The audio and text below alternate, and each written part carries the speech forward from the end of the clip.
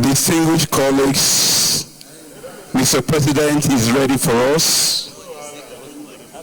The acting leader of the Nigerian Senate, the Senate President, is waiting for you.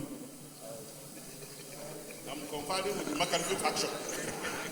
The McCarthy faction and the Buruji faction are still in conference. Senator Utazi, please sit properly.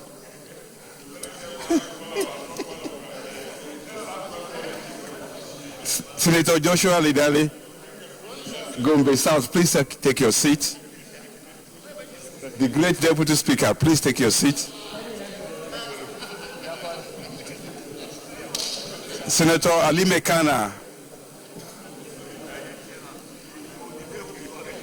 Edo North, please take your seat. Ali Mekana, Edo North, please take your seat. Senator Ali Mekana, Edo North, please take your seat. Senator Ali Mekana, Edo North, please take your seat. Senator Ali Mekana, Edo North, please take your seat. Senator Ali Mekana, Edo North, please take your seat. Senator Ali Mekana, Edo North, thank you very much for taking your seat.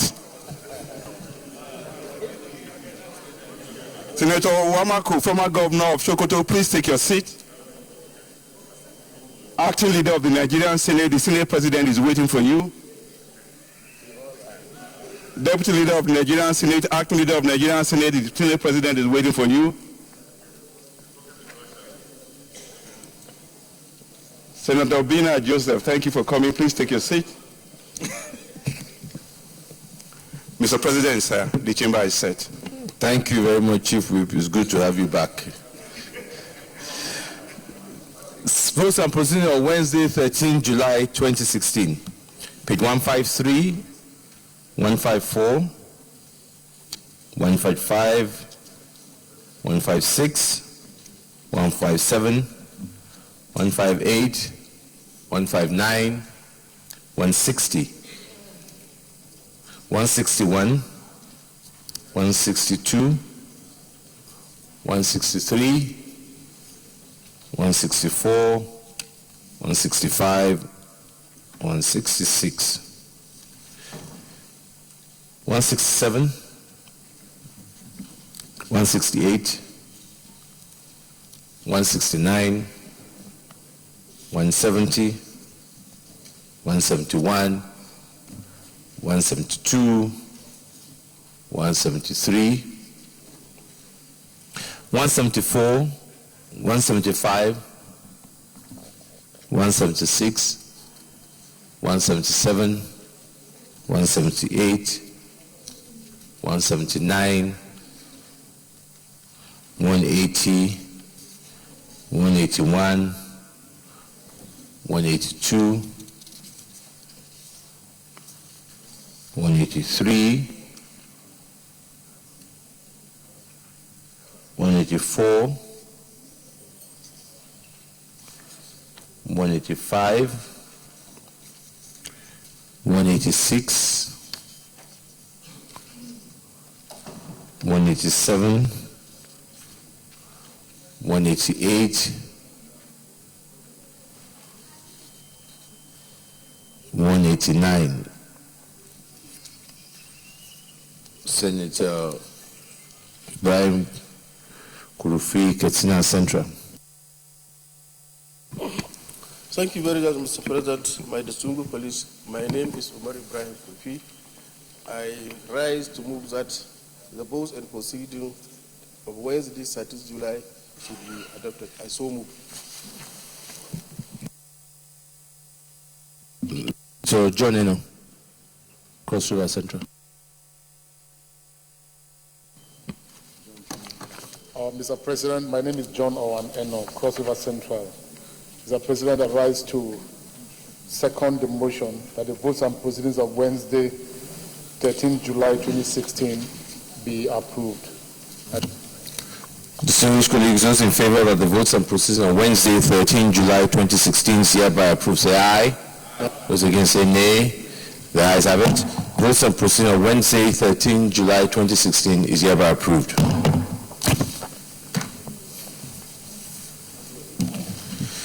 Announcement.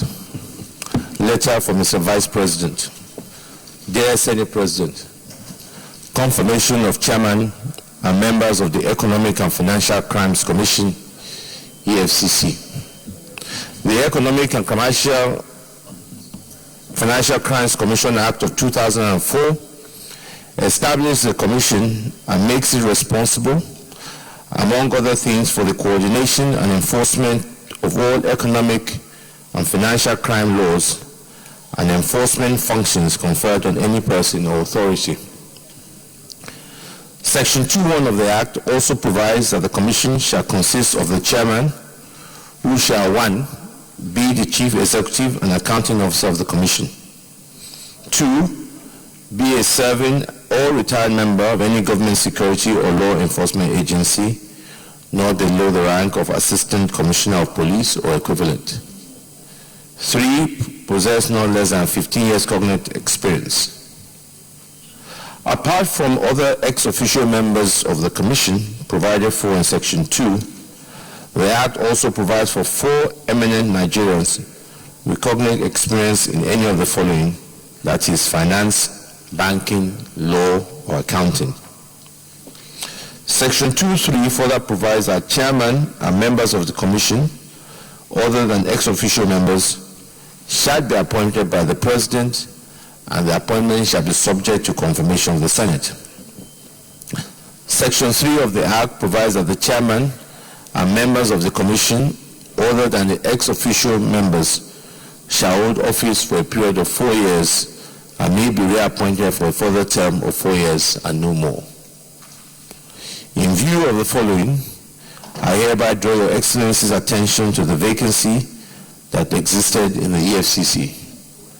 Having carefully considered eminently suitable and qualified Nigerians for the vacant position, I am pleased to inform you of the appointment of the following and to propose them for confirmation of the Senate as provided by the EFCC Act.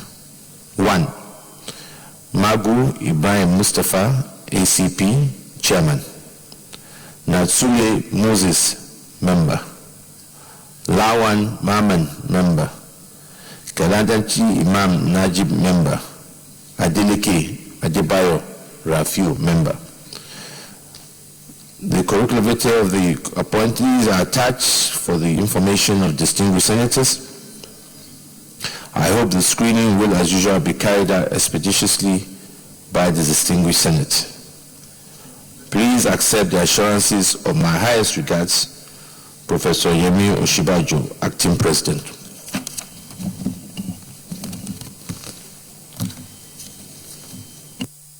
Petitions?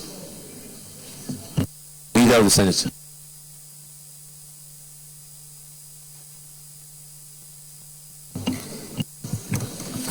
Mr. President and my distinguished colleagues, the first business of the day is presentation of a House bill standing in my name on the Prevention of Crime Act Amendment Bill 2016.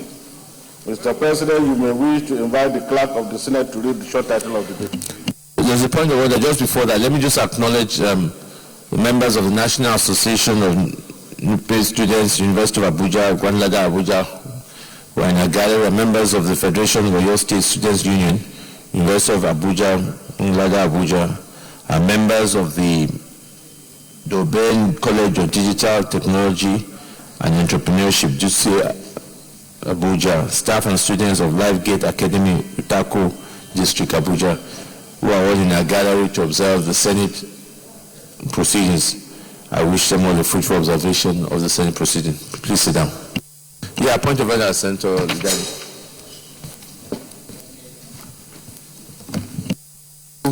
Mr. President, my name is Joshua Lidani, representing from the South.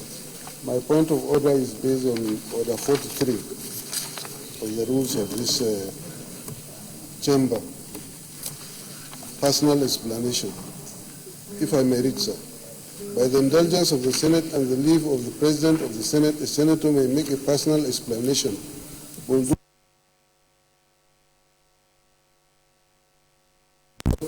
May arise upon the explanation. The document shall be submitted in detail to the President of the Senate.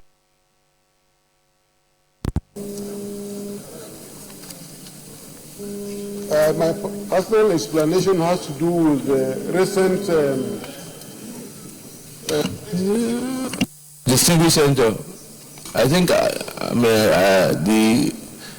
you have come on order 43, and I think order 43 there are certain issues you have not complied with before. It says very clearly, details of which shall be submitted in detail to President of the Senate when his leave is sought. I don't think you've done that yet. So I will have to rule you out of order and you come the right way. Leader of the Senate.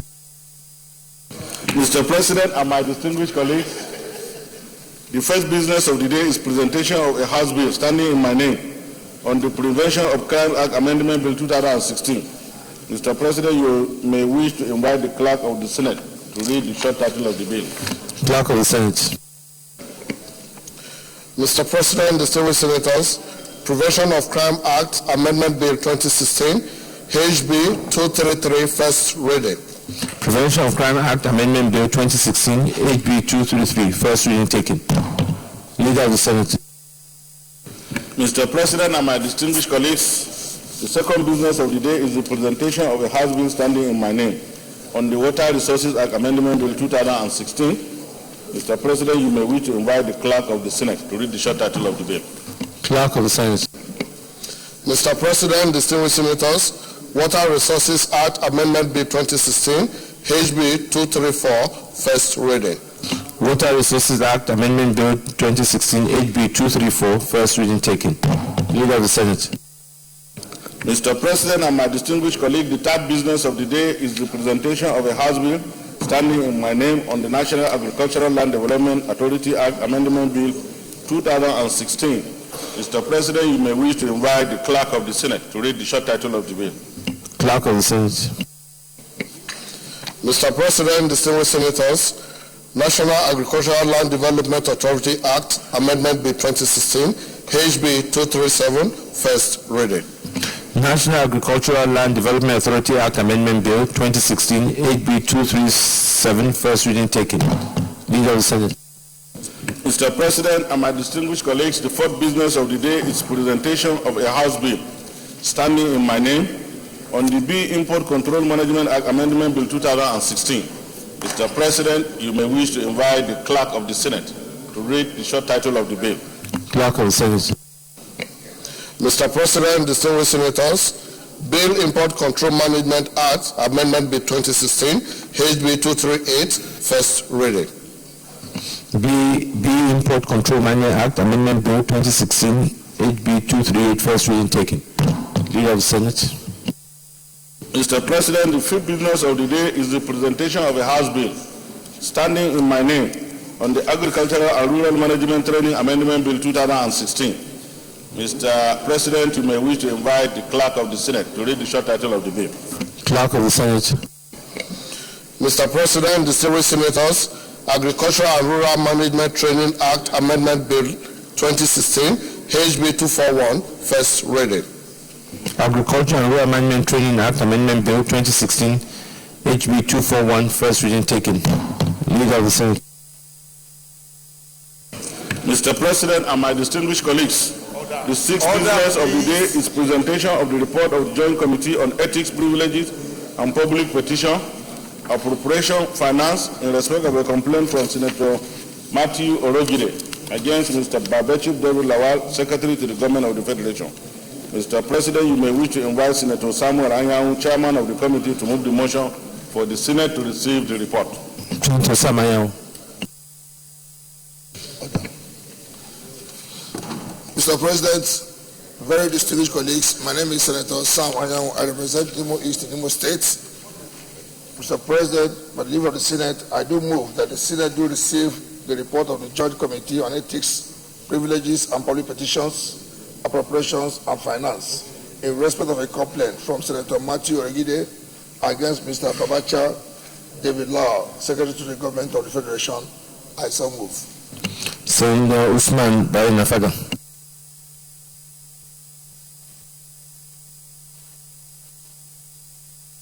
Okay, good. Thank you, Mr. President. My name is Usman Bairo Nafada. I second the motion moved by Senator Nyam. Distinguished colleagues, those in favor that the Senate do receive the report of the Joint Committee on Ethics, Privilege, Public Petition, Appropriation and Finance in respect of a complaint from Senator Matthew Rogidi against Mr. Bashir David Lawa, Secretary of Government. Those in favor receive the report say aye. Those against say nay. The ayes have it. Sam, come and read the report.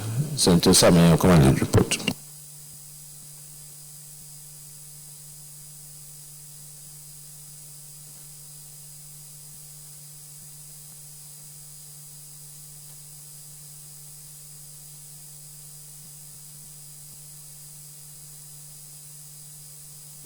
Leader of the Senate. Mr. President and my distinguished colleague, the first order of the day is the resumption of the adjourned consideration of the report of the Committee on Land Transport on the Nigerian Railway Corporation Act 1955, Repeal and Reenactment Bill 2016. Distinguished senators will recall that further consideration on the report of the committee was deferred to another legislative day on Wednesday, the 22nd day of June 2016. Mr. President, with your permission, I wish to move that the Senate do resolve into the Committee of the Whole to resume the consideration of the report. Mr. President, distinguished colleagues, may I second the motion that we do resume the consideration of the transport bill before land transport. I so second.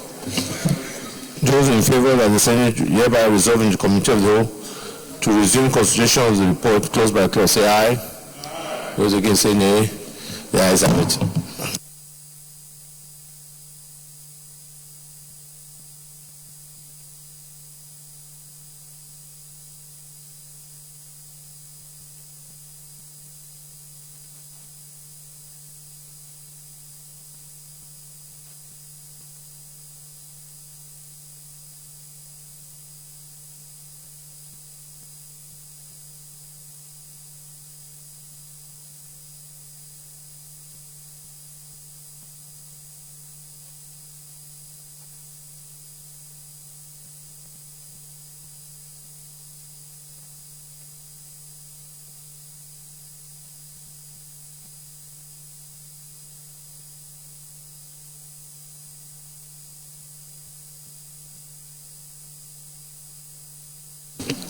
Distinguished colleagues, if you recollect, we adjourned last time because we all wanted some time to go through this report. The purpose of today is that we will take as many clauses as we can, and then, because it's clear we cannot probably take the 202 today, we'll take as much as we can, adjourn, and go back to other businesses on the other paper, so we can at least start to a point where we can stop. So we'll start with clause 1.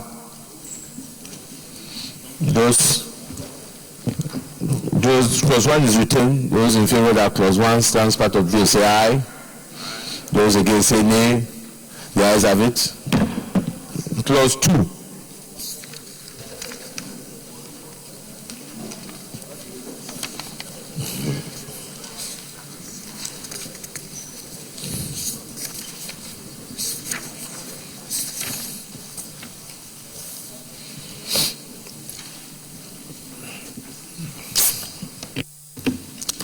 Clause 2. Those in favor that clause 2 stands part of the bill say aye. Those against say nay. The ayes have it. Clause 3.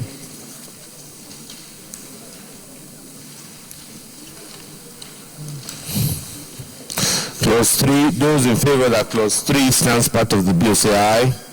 Those against say nay. The ayes have it. Clause 4.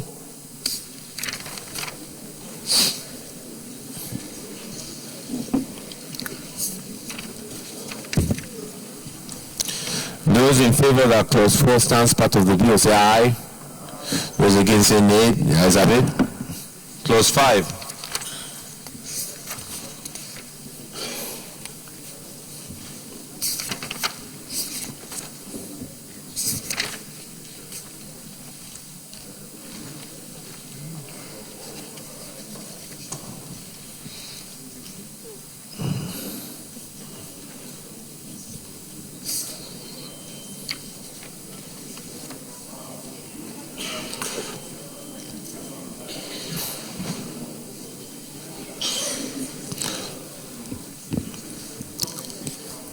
We're on page 7, clause 5 on page 7.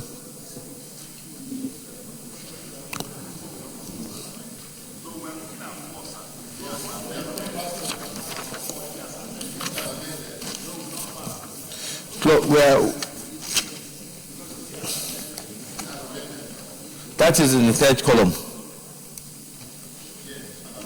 Yeah. No, clause. No, third column. It's not the committee recommendation. Yeah. Yeah, committee recommendation. Yeah.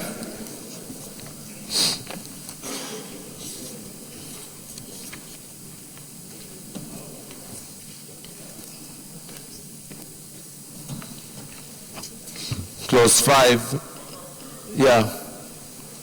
Mr. Chairman, to say the constitution, the corporation shall consist of following members: a chairman who shall be appointed by the minister, 26 other members to be appointed by the minister, who one shall be a person appearing to the minister to be qualified academically.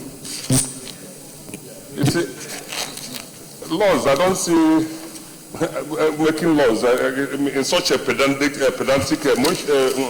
mode. You say as appearing. There's a new insertion on that. There's a new insertion. There's a new insertion. The old one. Look at the third column.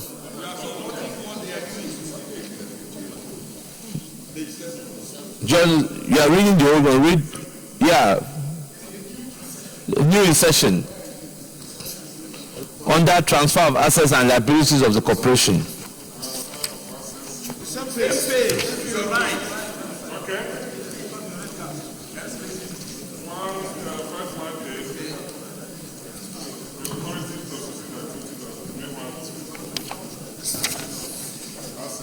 Assets of the corporation. I don't think, Mr. Chairman, whether this has cured this, what we want to. 7.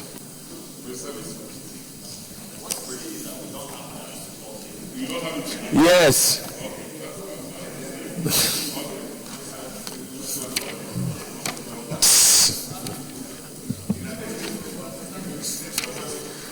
Chief Whip, thank you for whipping July. It's from the sheriff faction.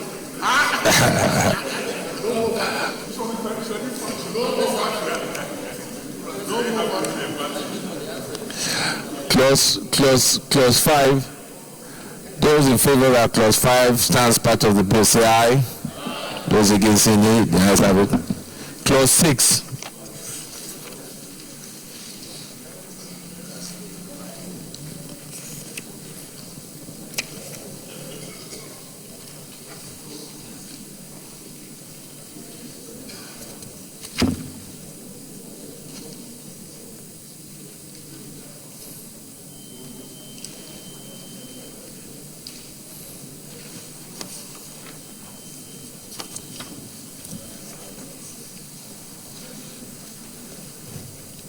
Those in favor of clause 6 stands part of the bill, say aye.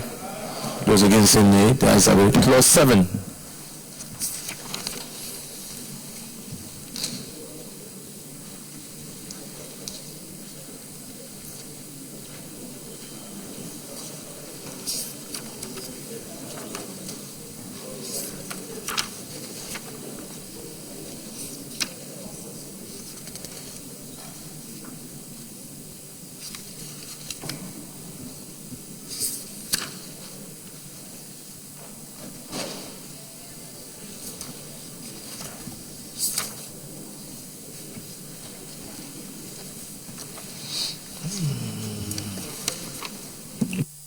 Senator Alashogba.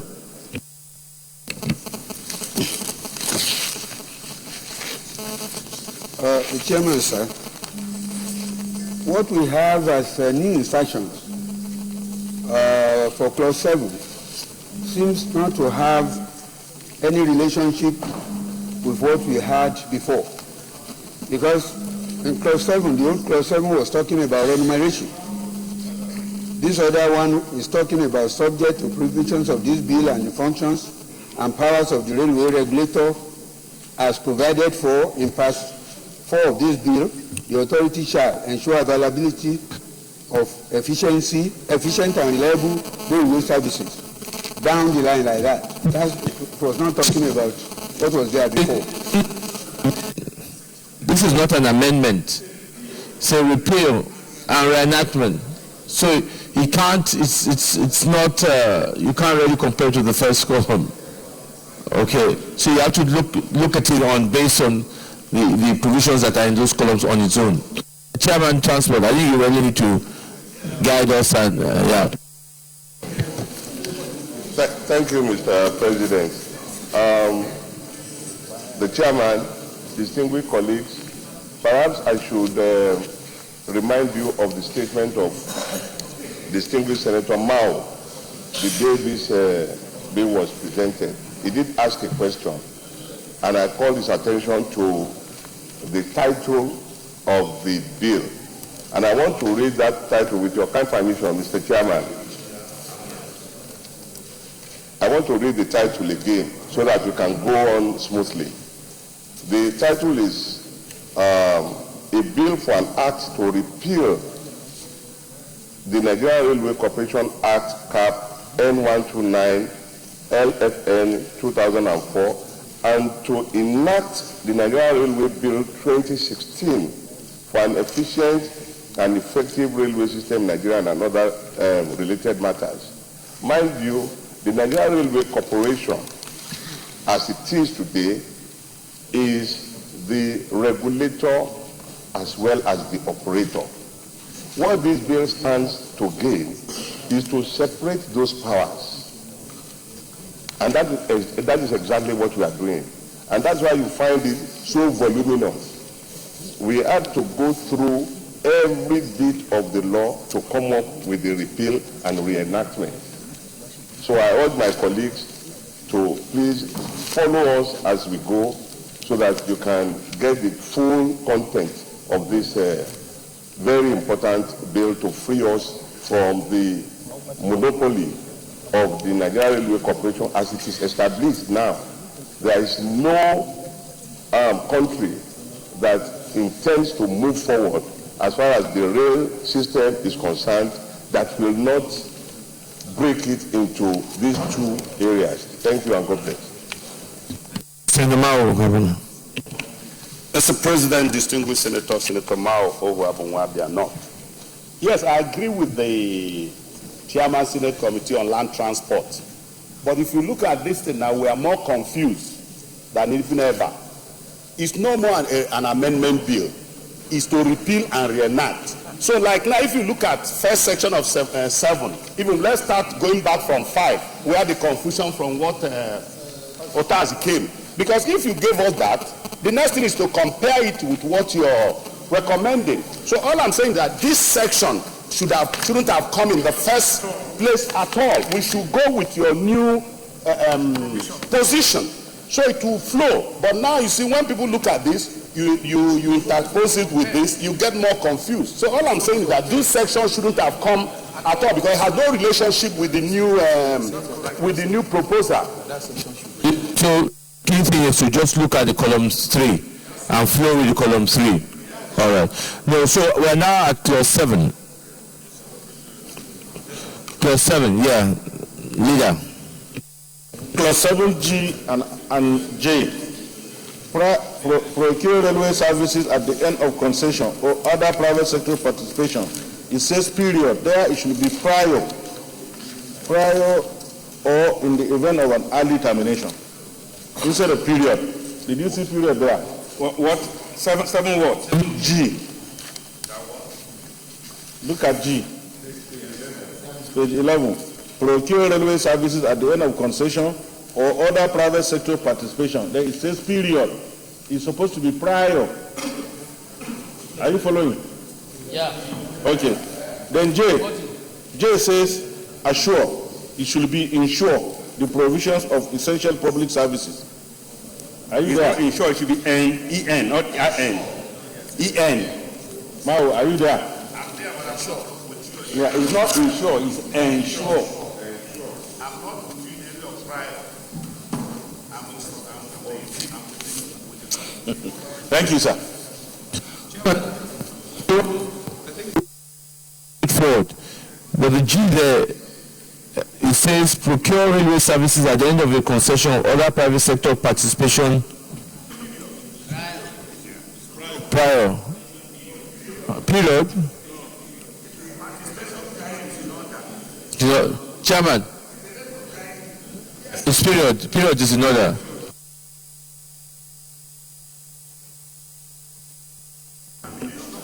Two, 7J.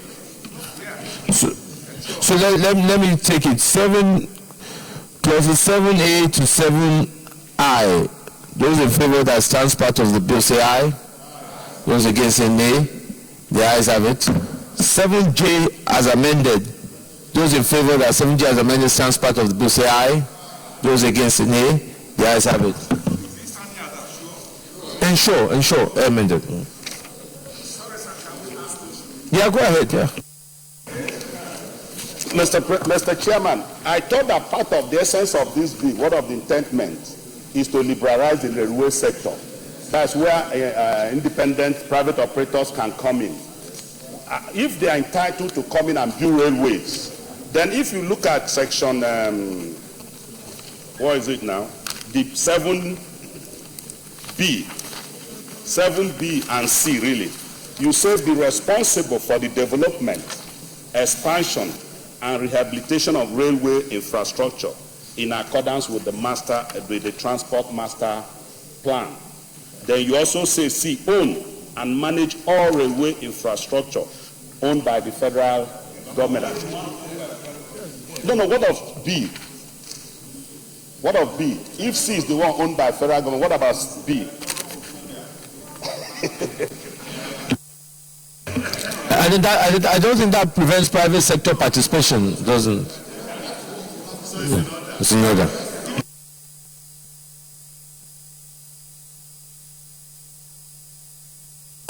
Senator Lidani. Thank you, Mr. President.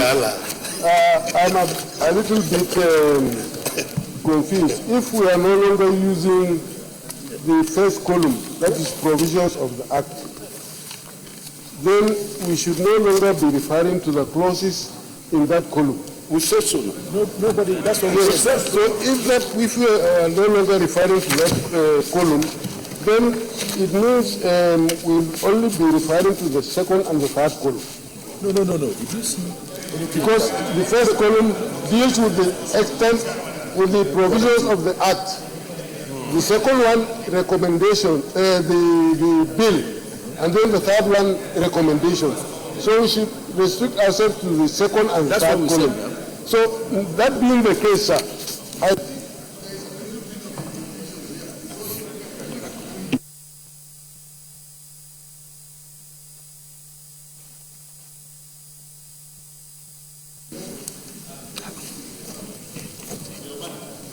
Your mic.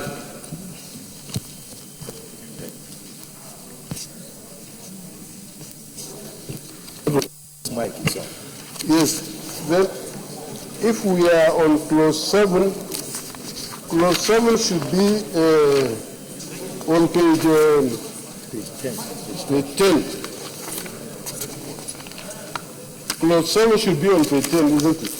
Yeah, it's on page 10. It's yours, not there. It's on page 10.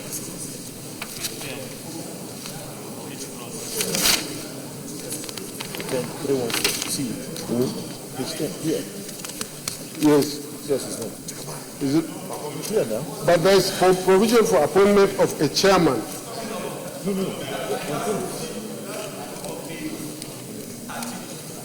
Page 13.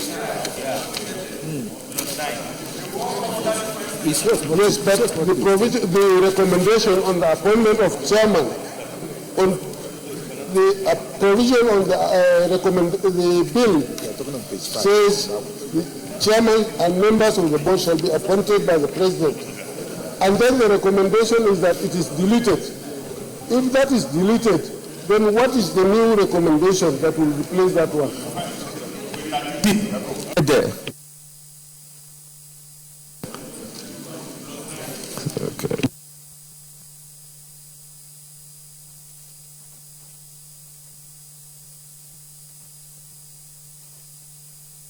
We're now, when we get to page 13, why don't we are now on page 10, 11.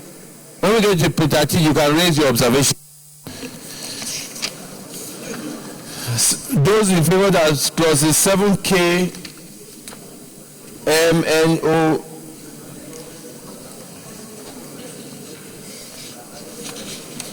stands part of the bill, say aye. Those against say nay. The ayes have it.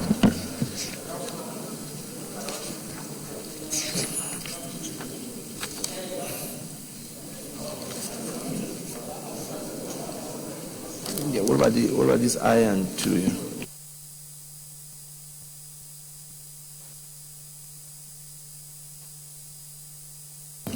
Then those in favor that clauses 7.2 stands part of the bill, say aye. Those against say nay. The ayes have it. Yeah?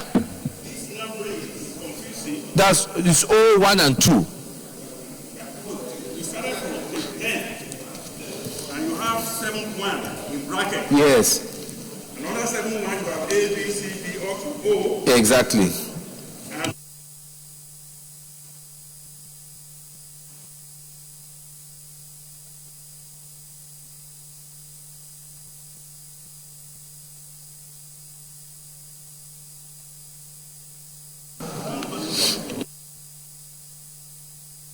What you are right, you have 7.1 A to I, A to N. Then you have 7.0, and under O1, O2. Thank you. Clause 8.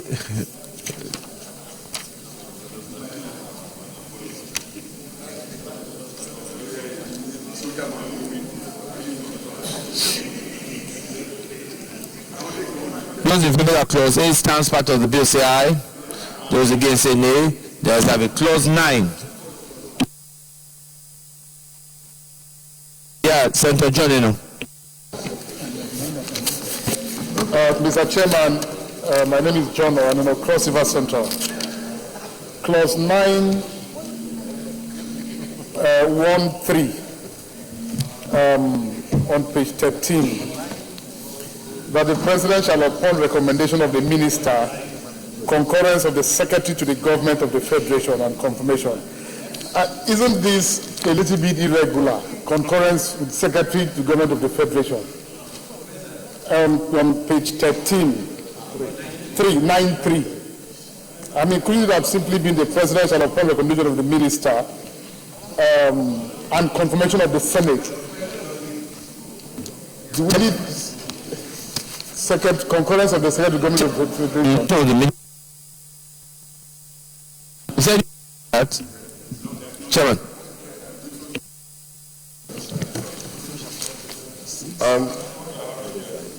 We are talking of 9.3. 9.3. That is, the President shall, upon recommendation of the Minister and the concurrence of the Secretary to the Government of the Federation and the... Okay, any suggestions, sir? Concurrence. The French colleagues, I think what Senator General is saying that 9.3 should read the President shall, upon recommendation of the Minister and the confirmation of the Senate, appoint members of the members. Yeah. Because are we saying that the minister, because when the use of the word shall is inserted, it means it is a condition precedent for the minister to recommend to the Senate and the Senate to confirm before the appointment by the President. That's what it means. 3, Mr. President, he said the President shall, upon recommendation of the Minister and confirmation by the Senate. What it means is that recommendation by the minister and the confirmation of the Senate is a condition precedent for the president to exercise that function, and is abnormal. So what we are saying is that the president, upon the recommendation of the minister, the president shall appoint so subject to confirmation by the Senate. Yes, sir. Yes, sir. Sit for us, leader.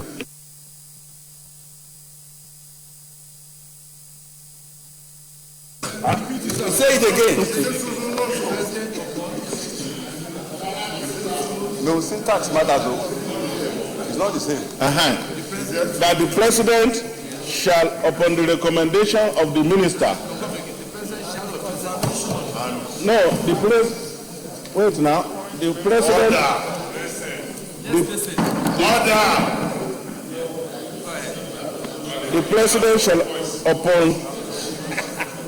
The president shall appoint members of the board upon recommendation by the minister and subject to confirmation by the Senate. Of this.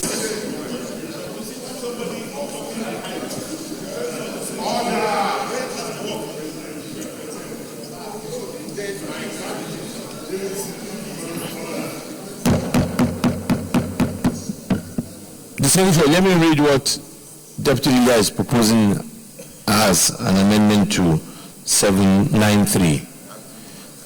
The President shall appoint members of the board upon the recommendation of the Minister and subject to the confirmation of the Senate. Is that... Does anybody have any of... Okay. You have changed it again? It will be neater. Thank you, sir.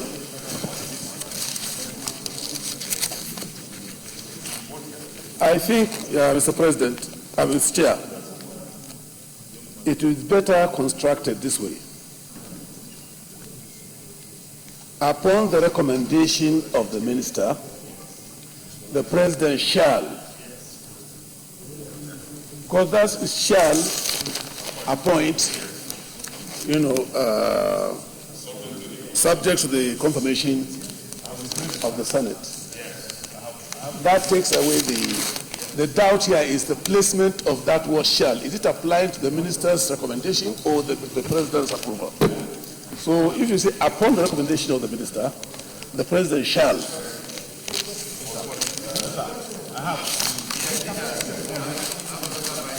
Yes, now, this is, listen carefully now. The members of the board shall be appointed by the president upon recommendation by the minister, subject to confirmation of the Senate.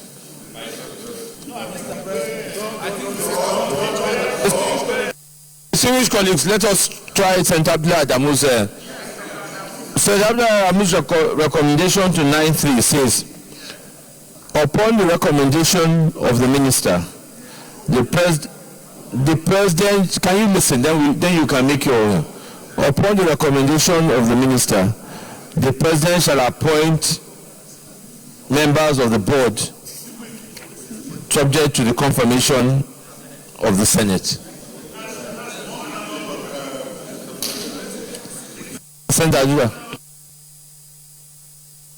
Mr. President, distinguished colleagues, my simple question is that does the ministers recommend for other boards to the president? For all, why bringing it? The president can appoint. It's his prerogative. Do we need to put it as a law that the president must, that by the recommendation of the minister, the president shall appoint? It should not be that the president shall appoint. There must not be recommendation. All boards, not every board that has the recommendation of the minister.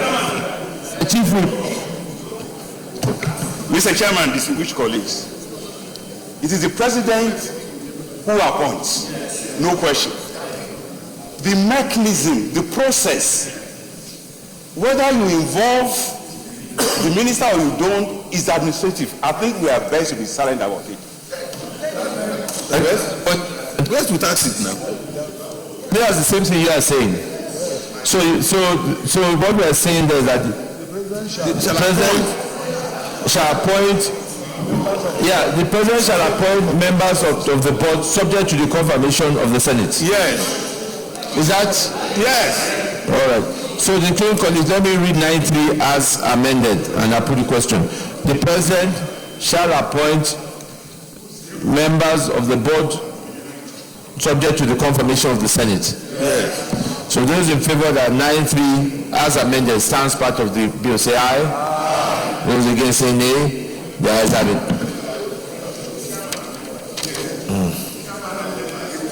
Yeah, chairman and members.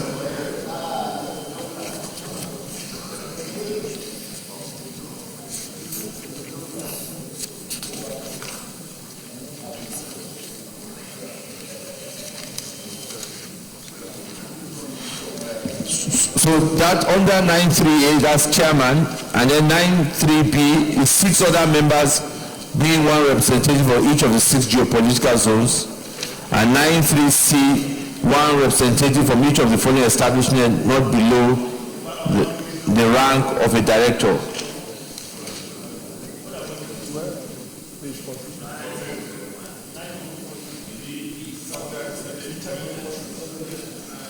Chairman, can you clarify which part is deleted?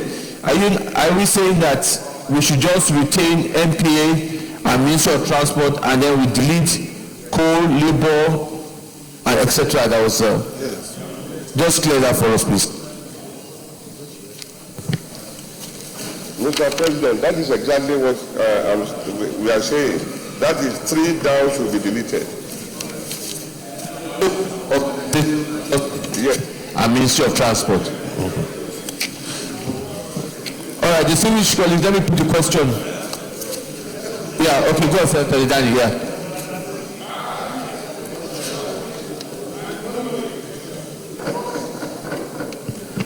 The clauses in the bill, as they appear here, are not corresponding to the recommendations of the committee. If you look at page 13, the bill is clause 3, but 3.1.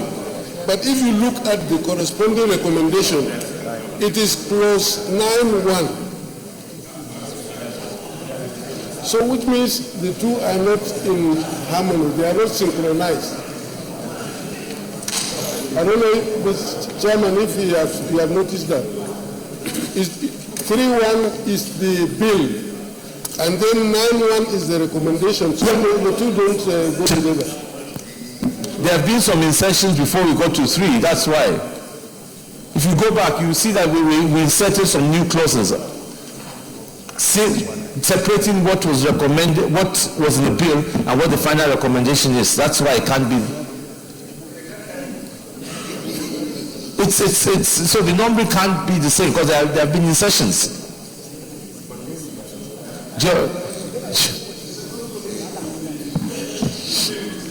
I know, but since then there have been new insertions, new clauses.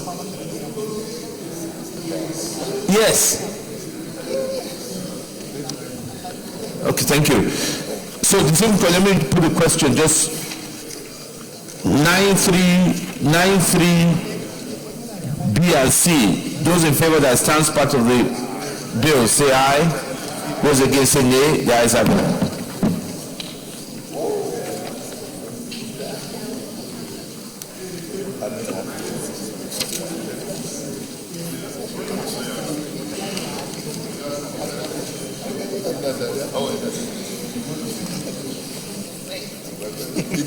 No. 9-4.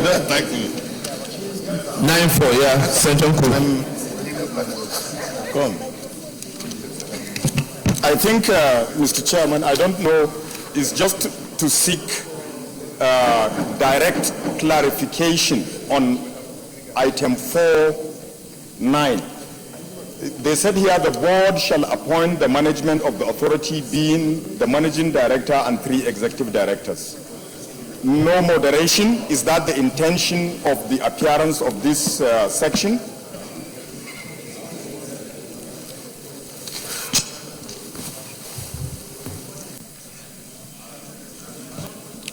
two issues on that for I want to ask is, in the absence of a board, what happens?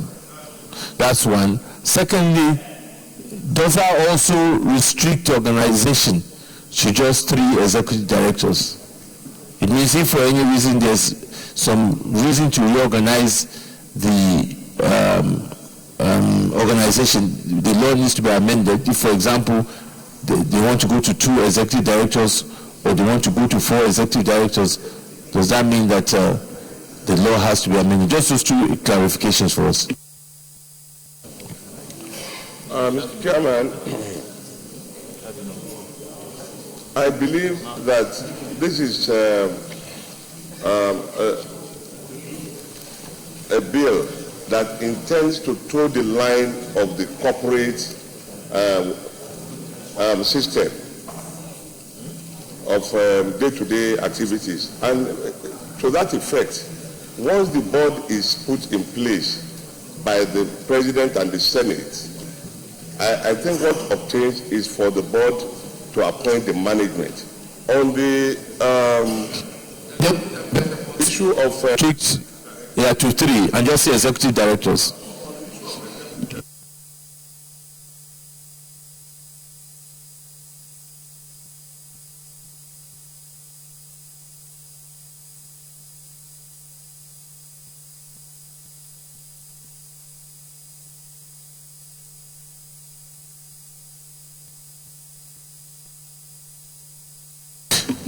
What I suggest, wouldn't it be better for us to just say that the board shall appoint managing director and executive directors without using number 3? That's yeah, Abdullah.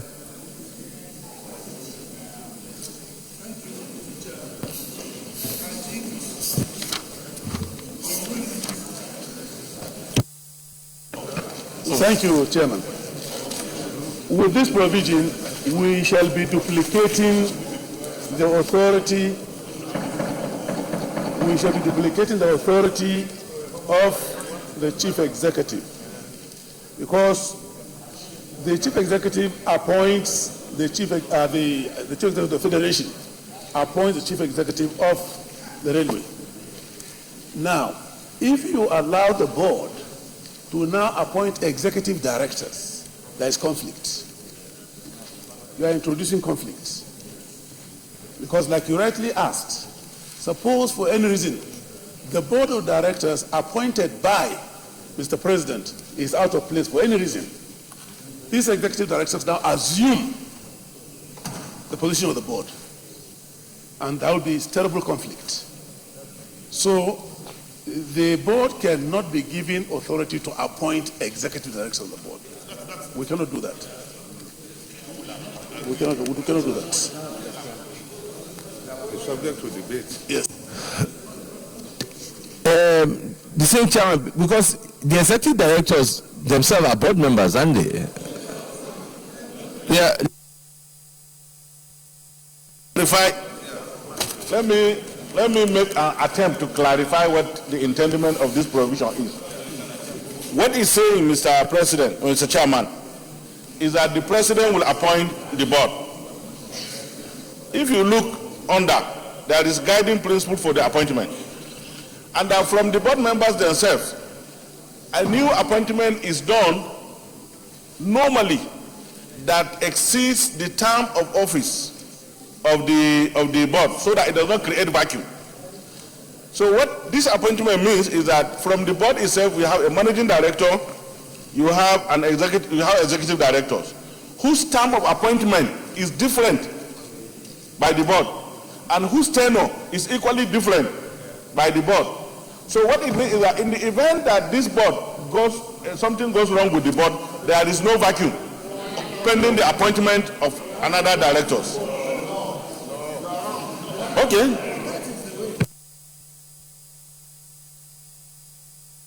Senator Shabagafej.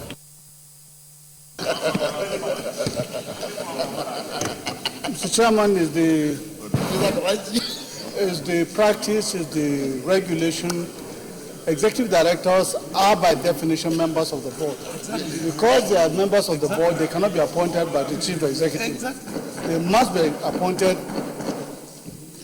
As I said, the executive directors, by definition, are appointed by the government, by the president or anybody.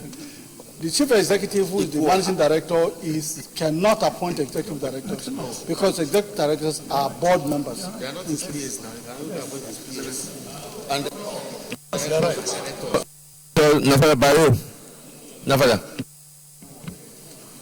Thank you, Mr. Chairman. Usman Bayero Nafada. I think I support what my grandfather said here. That if we look at existing organizations like MPA, recently there was an appointment in MPA. Which of them? Who appoints the executive director? It's the president. Who appoints the executive directors? Is it president? So if you say the chairman or the board should appoint the executive directors, no. They are also part of the board. Yeah, it's a are they going to appoint themselves? No. And why is the check and balance? It's true. And on the issue of the number of directors, Mr. Chairman, I agree with you that there should not be mention of 3 members of the directors. The directors should be appointed by the president. The executive directors should be appointed by the president. I leave it there. Whatever is necessary, he will do. Thank you. Senator Olujibi.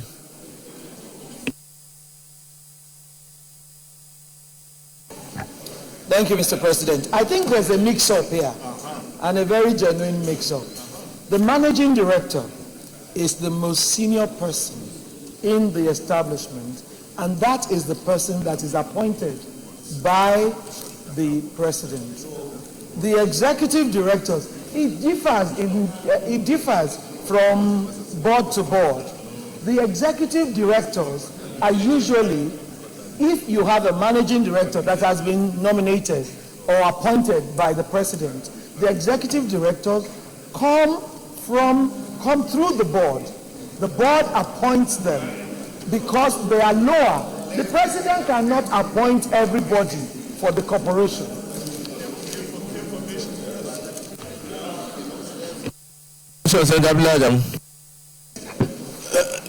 Thank you, Mr. Chairman. I'm sorry, let's get something straight. Once a board of directors is appointed by a constituted authority, as we have done in this case with the President of the Federal Republic, the essence of executive director is a representation of ownership on the board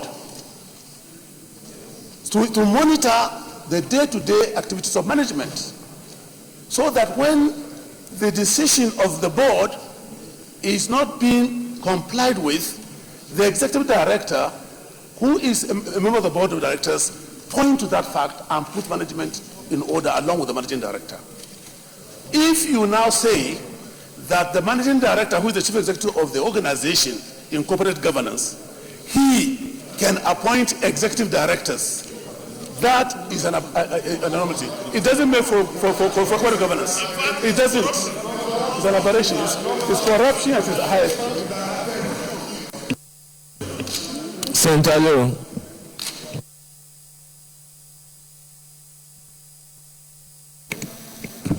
Thank you, Mr. President. The appointment of executive directors is normally done by Mr. President because they are involved in the daily running of the affairs of the corporation.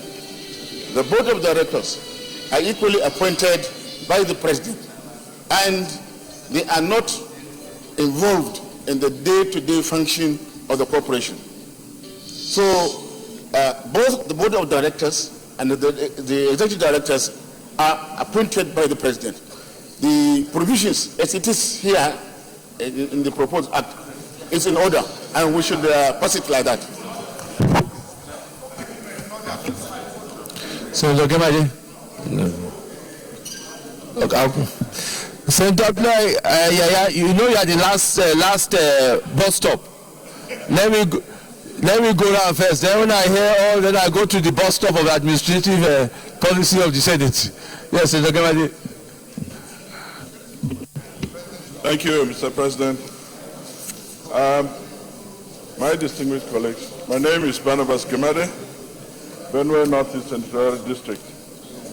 I also run what could be referred to as a corporation of government, and also operating on the principles of corporate organization. This clause, the last bit of this clause, which is number 4, even though it's correct to include it here, it should not include employment of directors or managing director in it. It should be employment of management at the cadre of general manager and below. As far as board members are concerned, it should be contained in that clause at an earlier point where it says the president shall appoint the board, including the chairman, the managing director, the executive directors, and part-time directors. That should therefore be included in an earlier point in that clause that includes everybody who is a director. And then give the board the responsibility of employment of the management cadre, which are general managers and below. And so in other words, I'm agreeing with Senator Abdullahi that there will be conflict if you leave the clauses the way they are now. I'm going to allow the other people to contribute, but as I said, let me try and guide us so that we're moving. So if you are contributing, you're either for or against. What I think we're picking up a consensus is one, is that item 4 should just have stopped as the board shall appoint management of the authority, right? Full stop. Then when we were doing 9.3, where we said 3A was the chairman, and we talked about 6 other members in the geopolitical zone, representative of the foreign director, there shall be a section there for the position of managing director and executive director. Do we now? Okay, so anybody that wants to contribute that does not agree, let me take that. Senator Baba Yusuf, let me take you. Don't worry, I told you, yeah, you are the last bus stop. Let all these amateurs talk on the administration, then we'll end up with you. Mr. Chairman, sir, I think, Mr. Chairman,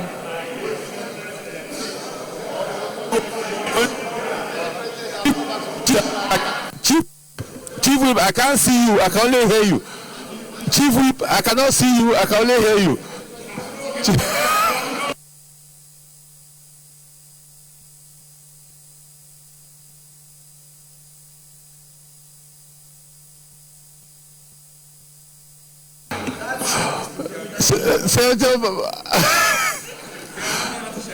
Chief Whip, I didn't recognize you. Have to rule you out of order. Senator Baba Yusuf.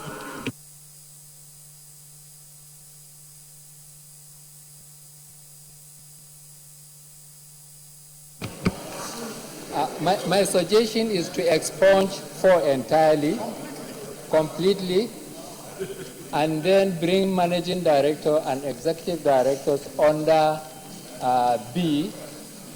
We insert a new C, which is now appointment chairman, vice chairman, second vice chairman. Then we add C, which is managing director and executive directors, and we expunge 4 entirely.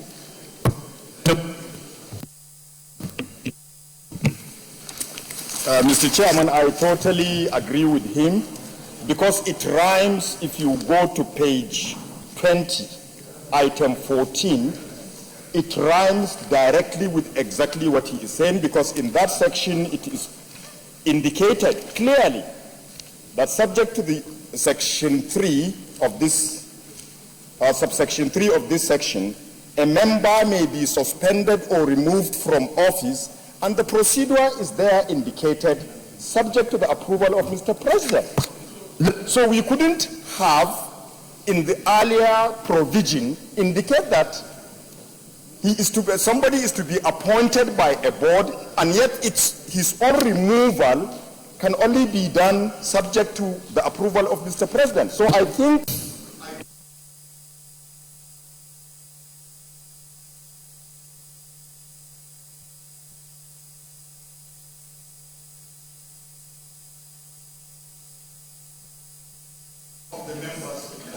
Okay.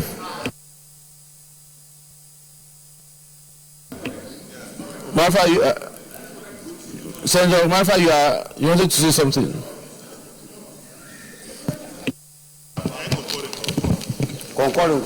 Thank you, Mr. President, my distinguished, I'll go for your jugular. Sir, I think this debate is really, I think, quite unnecessary. If we go back to page, we have already discussed this, page 13 of 314. It clearly says the President shall, upon recommendation of the Minister, concurrence of the Secretary to the government of this. So what?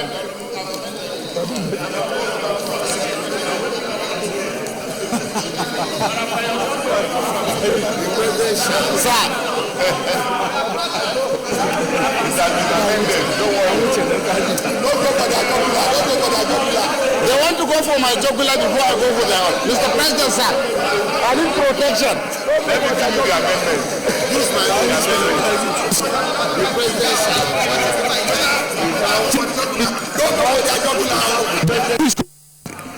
Distinguished colleagues, can you please leave Marafa's jugular alone? Let him. Well guided, Mr. President. Please allow me to talk. Then you go for my jugular, I go for your own.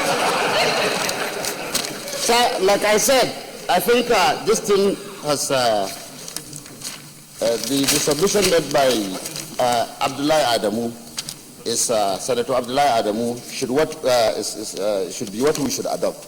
There is no way we can say the board shall appoint executive directors, because they themselves, like he said, are directors of this of the corporation they are head. So they cannot appoint themselves. So I think the argument is diversionary. We should just adopt what other colleagues say. We need to insert a new a section under 93D, which will say that otherwise it says include. We have already done. A is chairman, 6 is 6 other members, representative from the establishment, and D will be managing director and executive directors. Or we can amend 9A to say chairman, managing director, and executive director. Amend A. All right, let me now put the question. Mr. President, you alluded to the fact that there's no need to give a number of executive directors. But I think it's necessary to give a number, because the temptation of overbloating the management is always there, no matter who is appointing. So if 3 is too restrictive, you can go to 4 or 5. But not to put a figure is a bit dangerous. I think, distinguished colleagues, we need to just take, if we are going to take a number, then I think we'll stick with what the committee is recommending. But it was the principle, should we take a number at all? I think that's really, we should take, okay, then we better stick to where the committee is going. So let me read 9A as amended then, and if we all agree. 9A, we say, we include a chairman, a managing director, and 3 executive directors. Those in favor that 9A as amended should be sound part of the bill, say aye. Those against say nay. The ayes have it. 9.4. Those in favor that 9.4 stands part of the bill, say aye. Those against say nay. The nays have it. 9.4 is deleted. Well,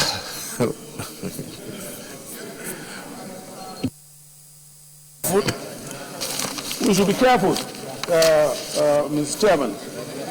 We agreed that members of the board shall be blah blah blah, but the board shall appoint the management. Full stop. That should be 4. The board shall appoint the management. Period.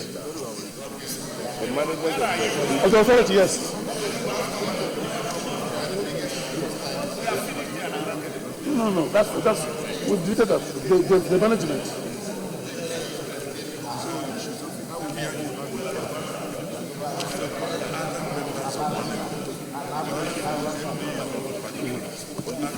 You see, the chairman, sir.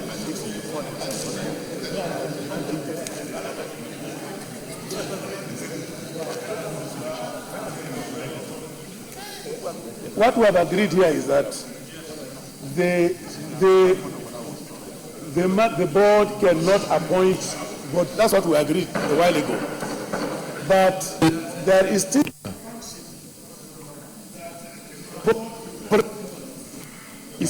to perform.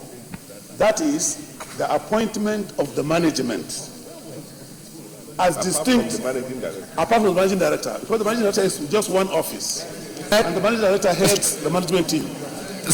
When we go to management, which is on page 32, we can incorporate those comments. Okay. Clause 10.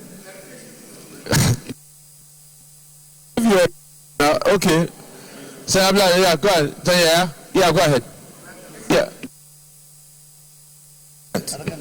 I think in this peculiar case, the management actually consists of the managing director and the 3 executive directors. Yes. All other appointees are staff of the corporation. Yes. So there is a complete difference. The question of the board now appoint the staff of the corporation, not the management, because the management is already included in the board as managing director and executive directors. I think that when we get to my 10, clause 10, those in favor that clause 10 stands part of the bill say aye. Those against say nay. The ayes have it. Clause 11.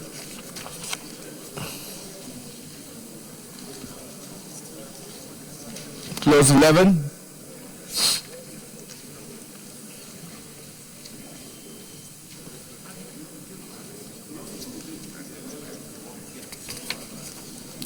Those in favor that clause 11 stands part of the bill say aye. Those against say nay. The ayes have it. Clause 12.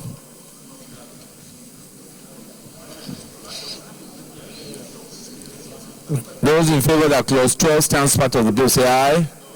Those against nay. Yeah, clause 12. Senator Mao.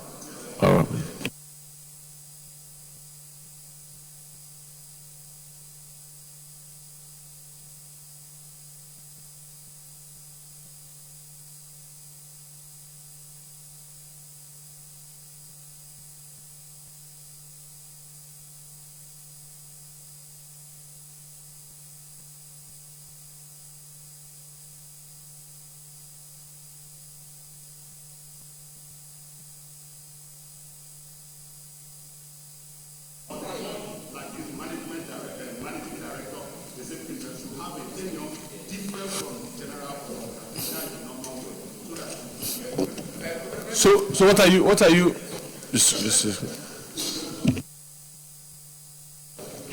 So what I'm saying is that let's assume that the chairman and the other members of the board, other than as official members, shall hold office for a term of 4 years, may be reappointed for a further term. But what I'm saying, the chairman and other members of the board, other than as official members, shall hold office for a term of 4 years, may be reappointed for a further term of 4 years. What I'm saying is that there should be a term specified for the board and as official members. Then there should be a term specified for the board members who are now in the management, like the managing director and the board and the executive directors.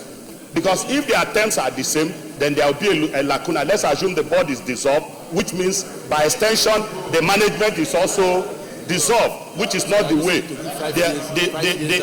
The management, that is the board members who are in the management, should have a tenure of 5 years. A tenure of 5 years, which could be renewable. Then while the ordinary members could have 4 years. If you send everybody out, there will be lacuna. But you see, even if their tenure is 5 years, if the board is dissolved, isn't it? Senator Shabin. Thank you. Mr. Chairman, I think the present provision has served that purpose. Because the ex-official members are the executive directors. And at any rate, in every organization, even if you take out those political heads, there is always an officer. The most senior officer is usually asked to hold forth pending when you appoint. I don't think there is any problem with this. This particular provision, in terms of the ex-official members, when they are appointed, it has been taken care of here. It depends on when they are appointed. So the MD and the executive director. So I think this provision is very much apt because it has clearly spelled it out. It's very adequate. Senator Dino Milai.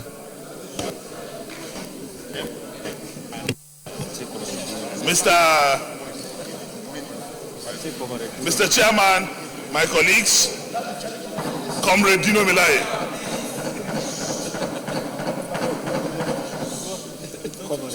Mr. Chairman, my colleagues, I just want to say that that will not suffice because the executive directors and the board will not even be appointed at the same time. Which is correct. Which is so there's no cause for collusion. Yes. There's no cause for collusion at all time. They won't be appointed at the same time on the same day.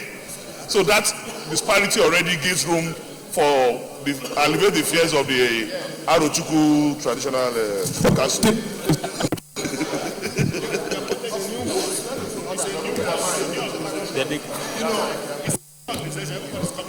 No, not the same day. They can't be. Distinguished colleagues, I think what we're saying is that 12 is in order as ways to drafted. So those in favor that clause 12 stands part of the bill say aye. Those against say nay. The ayes have it. Clause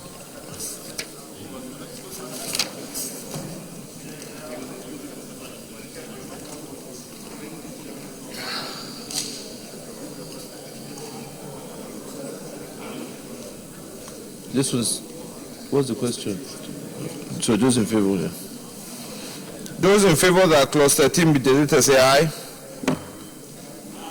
Those against say nay. The ayes have it. Clause 13 deleted. Clause 14. Yeah, they will renumber it. 14 now becomes 13. They will renumber it. Clause 14.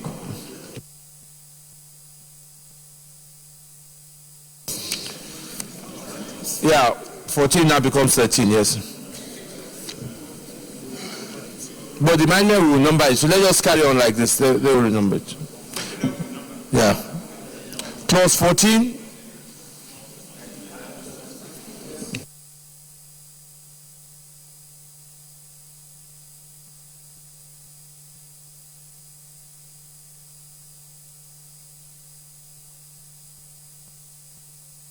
Favor that clause 14 stands part of the bill. Say aye.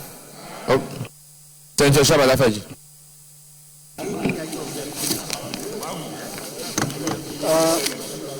Mr. Chairman, the issue is that the secretary should not be a member of the corporation. The issue is that the secretary should be appointed outside the corporation, outside the organization. Section 14. Oh, part 14? 14.1. Okay. All right, that's okay. Those in favor that clause 14 stands part of the bill say aye. Those against say nay. The ayes have it. Clause 15.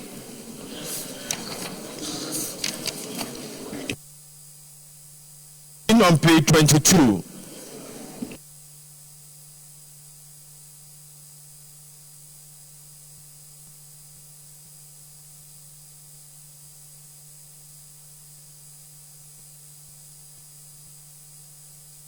Yeah, Senator Lidani.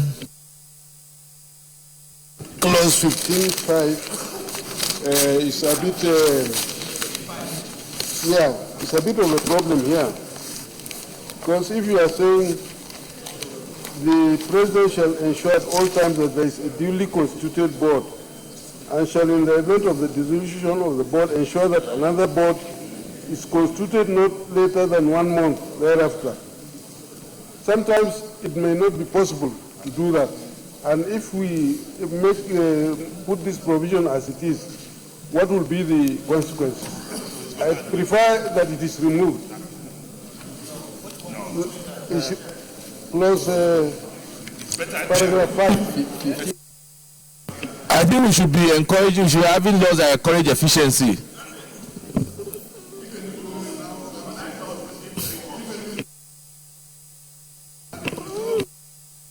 So,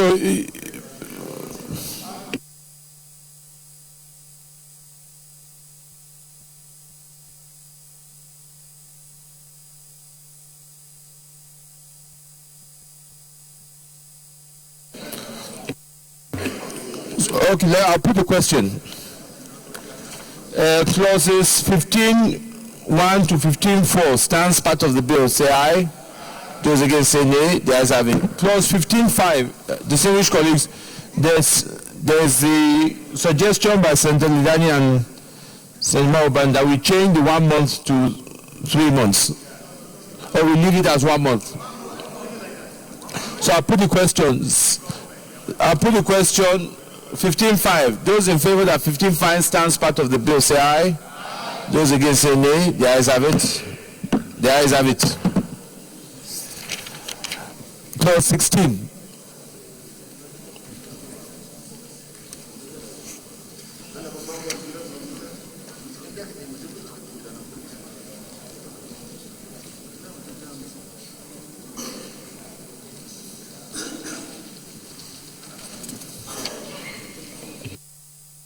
Clause 16. Those in favor that clause 16 stands part of the bill, say aye. Those against say nay. The ayes have it. Clause 17.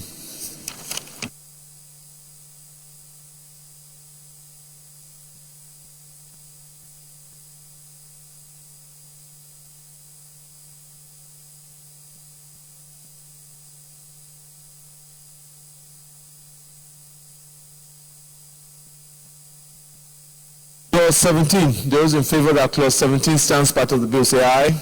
Those against say nay. The ayes have it. Clause 18. This is where I think the earlier discussion, because this now needs to be amended because it's still giving the board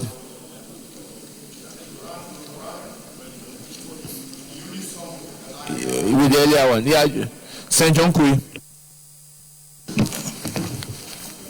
Mr. Chairman, other distinguished members, I think as Mr. Chairman has observed, item 2, 18.2, there you could see will run counter with our earlier adopted amendment. That is the managing director appointed by the board shall. Now we have to amend that. So also, item 5 on page 33. The board shall appoint for the authority 4 executive directors on terms. In my own opinion, Mr. Chairman, probably we refer this to part of we may jump some if we go the way we are going. So we have to be meticulous so that all areas that are referred to in similar context should now adopt the earlier resolution that we have taken. Thank you, sir. One item by the other. Those in favor that 18.1 stands part of the bill, say aye. Those against say nay. The ayes have it. Those in favor that 18.2 should be amended, yeah. So the amendment will read, you have a suggestion for amendment?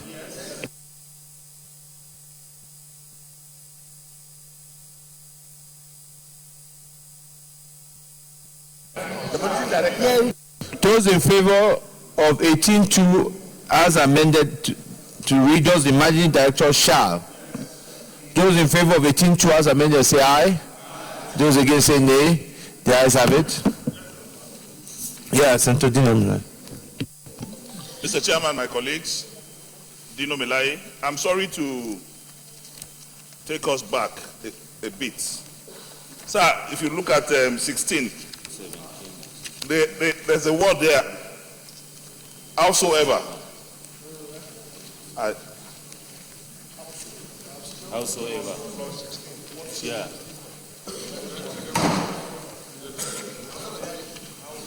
Howsoever. It's not, I mean.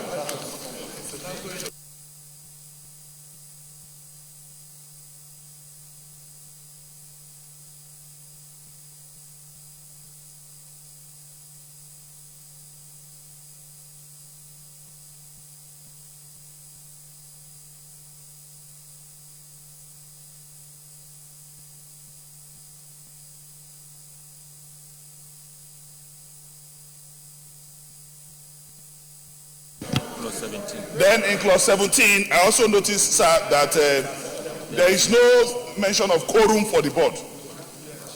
That is very important.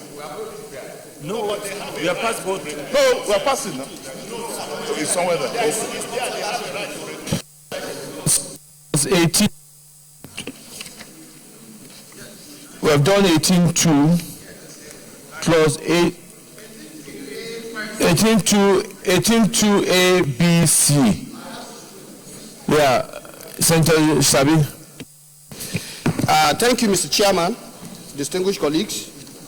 Here, what I have seen is a clause that is capable of stopping the management from discharging the functions that they have been given.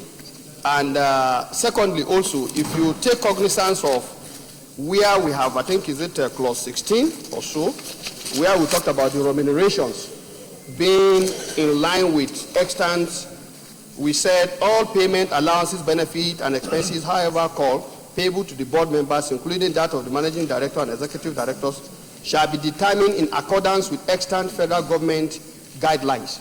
And I think this applies also to the issue of the staff.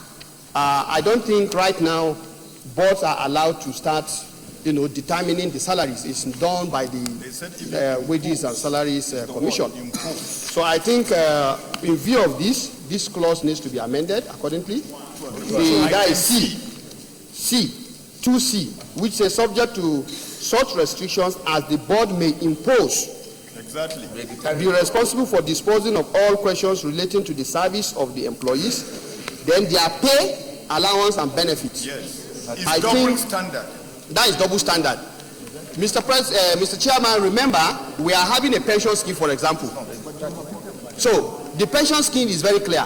So you can't start asking a board to impose certain things that we, counter. So I think that provision definitely, to my mind, should go. Because the board has their own. Yeah, because you are saying they should impose. And what are the issues? You've named them. You said may impose.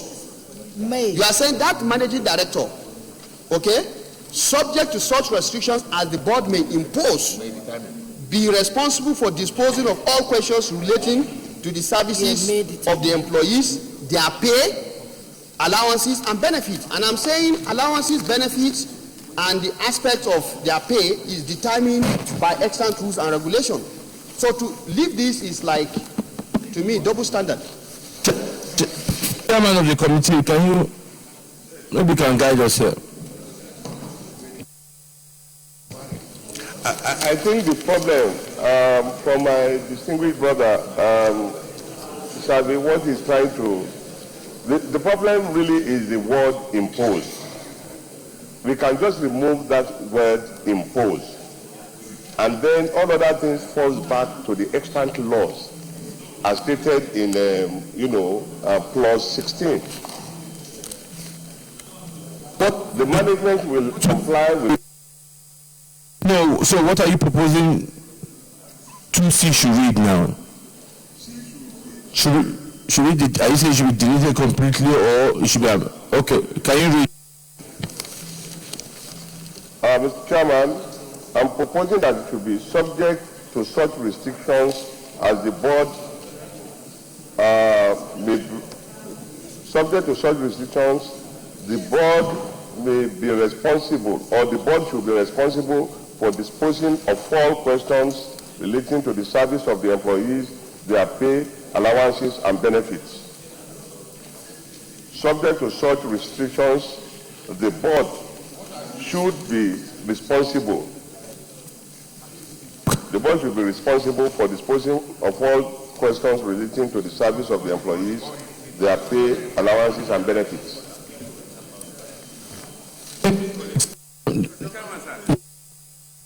Chief Whip.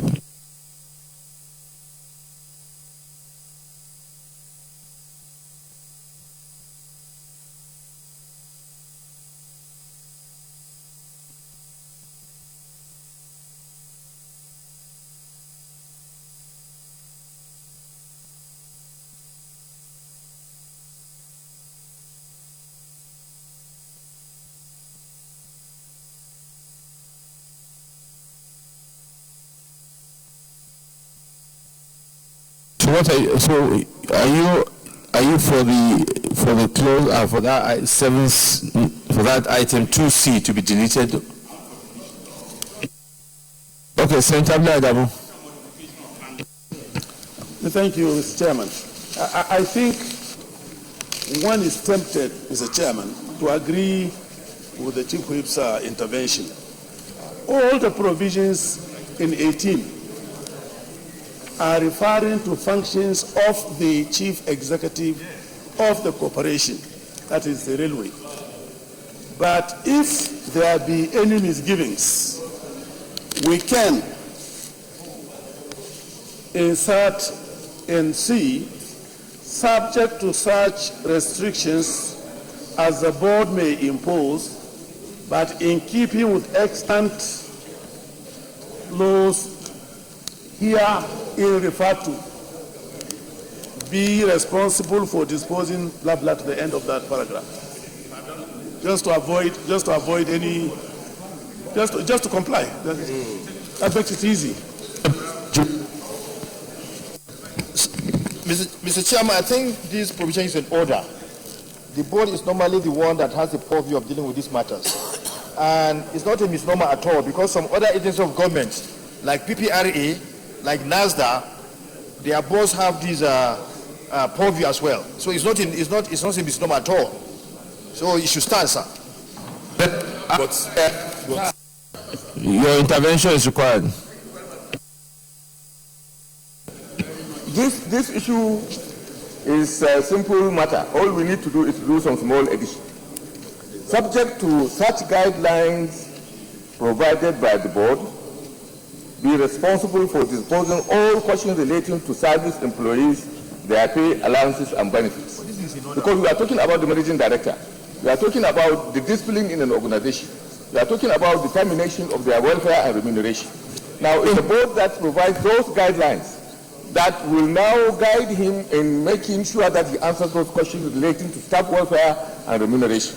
But the board provides those guidelines that determine his own operations. So the issue should be subject to such guidelines provided by the board. I'm good.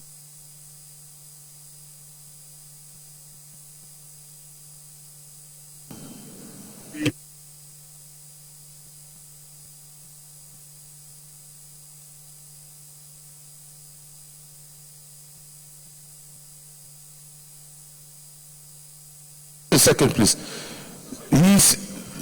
The recommendation amendment being sub is that subject to the guidelines provided by the board will be responsible for disposal of all questions relating to service of employees, their pay, allowances, and benefits. No, it's already the MD, we know that. Yeah, so it's just not the board. So subject to guidelines provided by the board, be responsible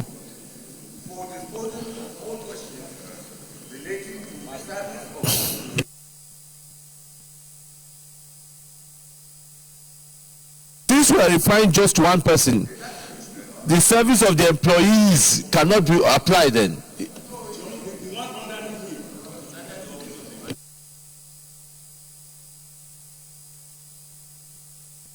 Senator Sabi?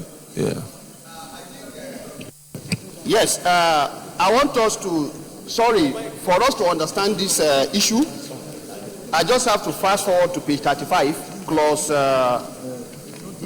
19, because the point I raised earlier has actually been captured here, where the board is saying, with the approval of the National Salaries, Incomes and Wages Commission, determine and review from time to time the remuneration allowances payable to the employees of the authority. So I think that is why I'm saying we know some of these sector or system-wide provisions. We have to really take them on board. So that is why I raised that observation earlier. So you are withdrawing your observation? No. Yes, Senator Lashadro. My name is Senator Tayo Alashwadura, Ondo Central. Sir, the clause C, as amended by saying that subject to the guidelines provided by the board, is in perfect order, because this is referring to the day-to-day administration of the organization. It is the managing director on behalf of the board that will carry out all these things. So this is in perfect order.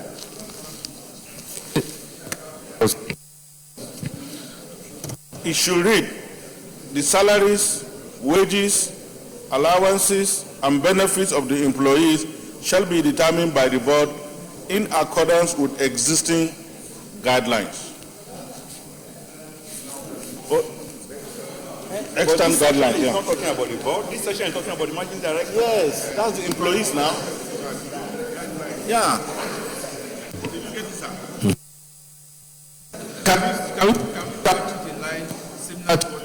Yes, subject to the guidelines provided. The salaries.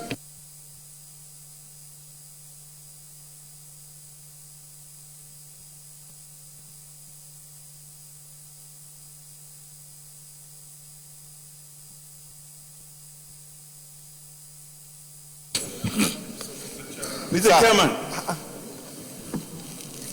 you see what they are doing. McCarthy faction. You see, McCarthy. Yes, you see. McCarthy. Order, PDP. McCarthy faction, leave the place.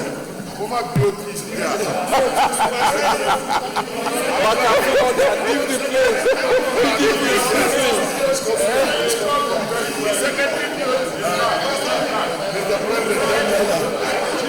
come back now. Thank you. Yes, sir. The salaries, wages, allowances, and benefits, including the term of service of the employees, shall be determined by the board in accordance with extant guidelines.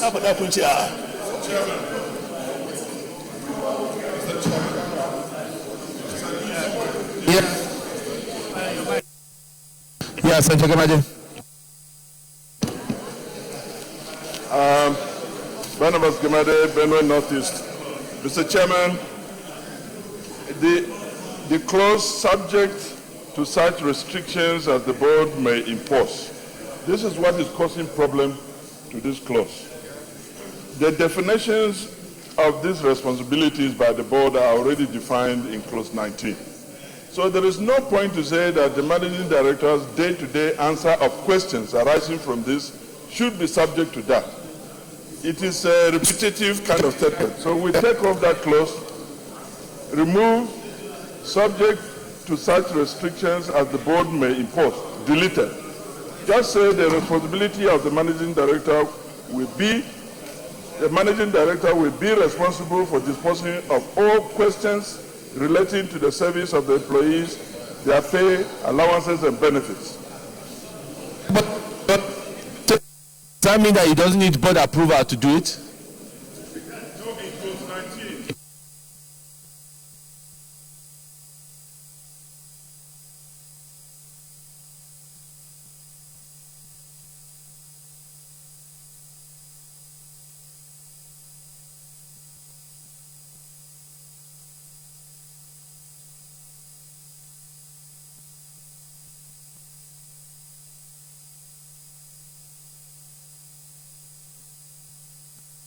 All right, distinguished colleagues, item 18.2c.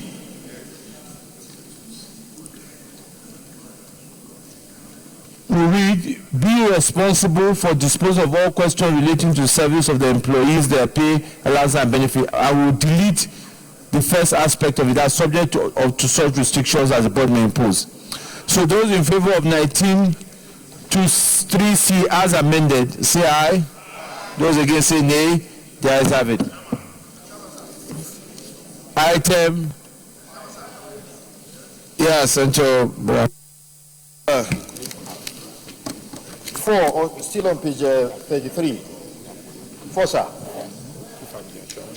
Where the managing director is unable to perform the functions of his or her office due to any temporary.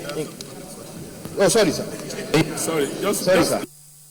Item 19.3. Those in favor?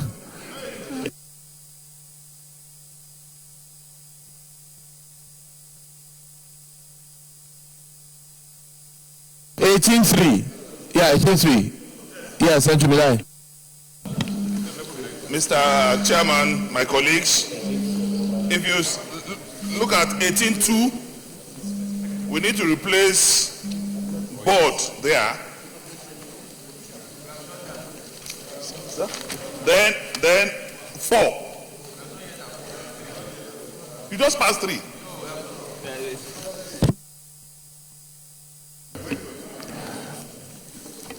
Royal fathers need to stay awake when they're at plenary sessions.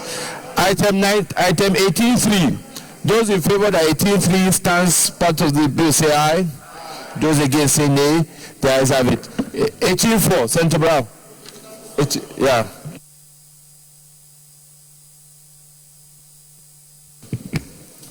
Where the managing director is unable to perform the functions of his or her office due to any temporary incapacitation, the board may appoint a substitute to act with the full powers of the managing director until the minister determines that the incapacitation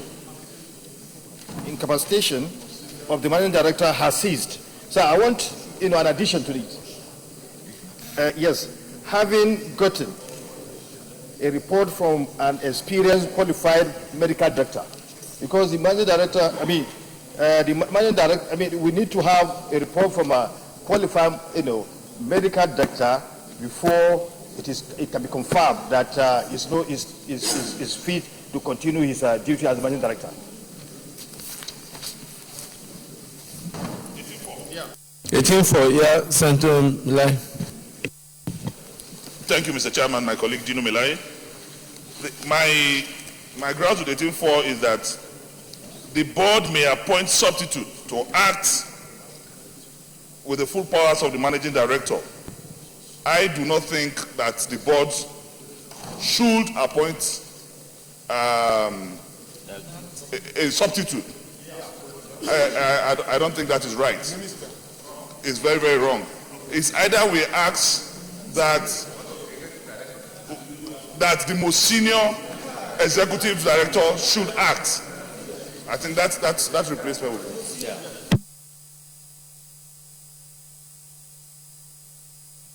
Senator Kulfi. Thank you very much, Mr. President. My name remains Senator Umar Kulfi, representing the Central.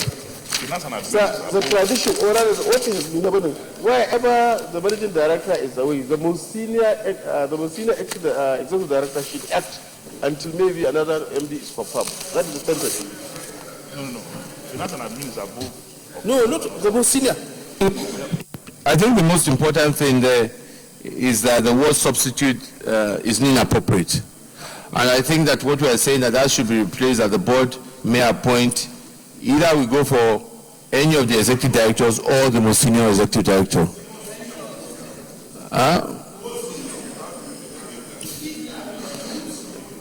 I think if we agree to use any of the executive directors and let the board be able to use their own to take the most senior, than for us to, because the laws, we can't be too rigid in as we are making these laws. So I'll put the question for as amended to read, where the managing director is unable to perform the functions of his office due to any temporary incapacitation, the board may appoint any of the executive directors to act with the full powers of the managing director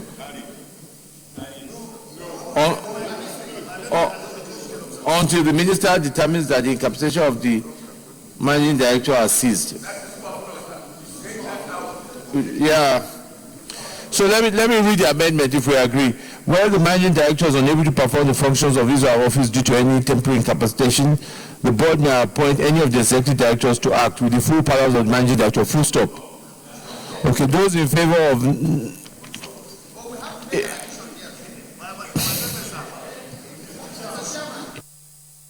Yes, Senator Savi.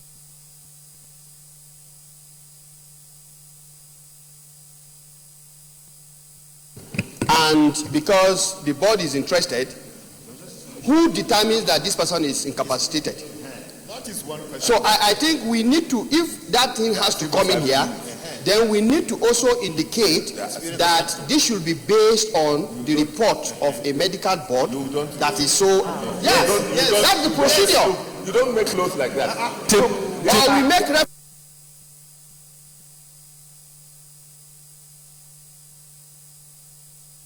Distinguished colleagues, there is a board, there is administration. We cannot put everything into law at this level. I think we have a board and they have the responsibility for this, an administrative issue, and I think we should allow. Yeah, exactly. So let me put the question: where the managing director is unable to perform the functions of his or her office due to any temporary incapacitation, the board may appoint any of the directors to act with the full powers of the managing director. Those in favor...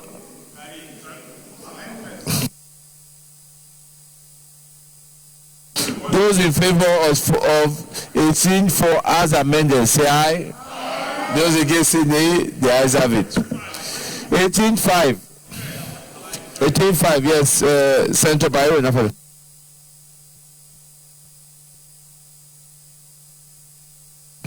Thank you, Mr. Chairman. We have earlier amended the issue of number of directors, and I don't know what is happening here. If you look at what they have written here, the board shall appoint for the authority. Yeah, but they say 4 executive directors. Delete. Now, Mr. Chairman, I know we are going to delete that. But I think we better put mutatis mutandis, so that wherever we see more than 3 directors or less than 3 directors, we just take it like that. Those in favor of 18.5 stands part of the clause, say aye. Those against, say nay. The nays have it. 18.5 say as deleted. 18.6. 18.6. 18.6, we are not taking us back. I think it's a very straightforward thing, Mr. Chairman. They said here the structure and functions of the directorates shall be determined by the board, but that should be subject to the provisions of this act. Yes.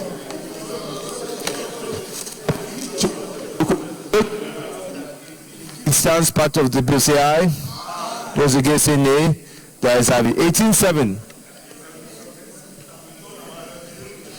Those in favor that 18.7 stands part of the bill, say aye. Those against, say nay. The ayes have it. Distinguished colleagues, we will just take two more. That's 19 and 20. We finish the powers of the board. 19, clause 19. Those in favor that 19 stands part of the bill, say aye. Those against, say nay. The ayes have it. Clause 20.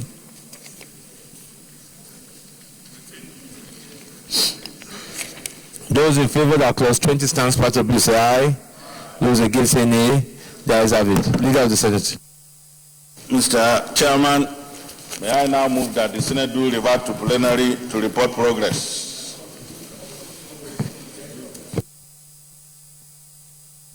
Mr. Chairman, distinguished colleagues, I rise to second the motion that we now move back to plenary to report progress.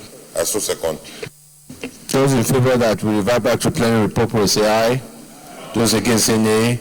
The ayes have it.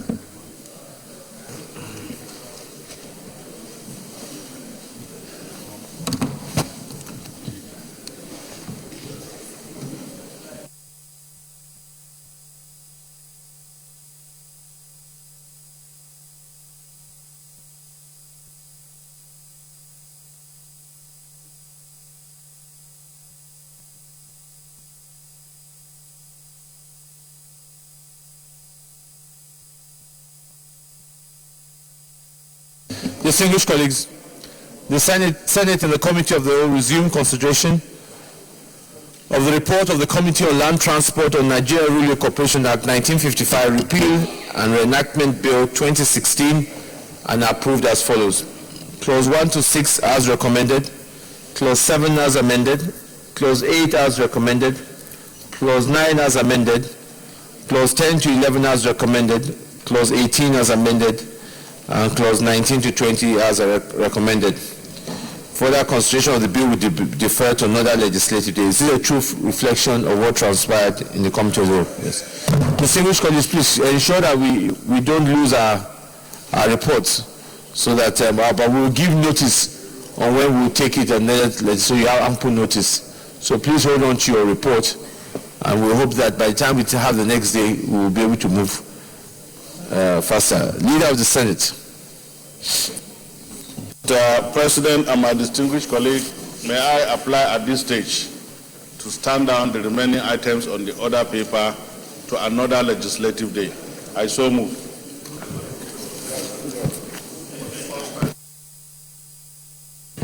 Mr. President, distinguished colleagues, I rise to second the motion as moved by the Senate leader that we stand down all other items on the order paper. I so second. Distinguished colleagues, those in favor that we stand down other items on the order paper to another legislative day say aye. Those against say nay. The ayes have it. Leader of the Senate.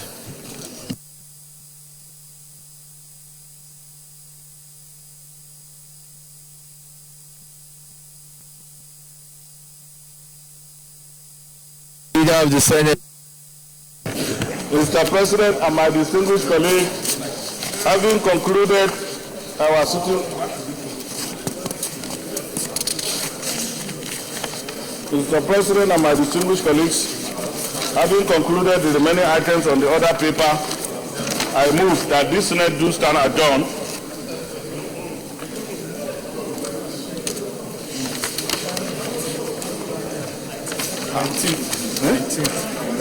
to Tuesday, the 19th day of July, 2016 at 10 a.m. prompt. I so move.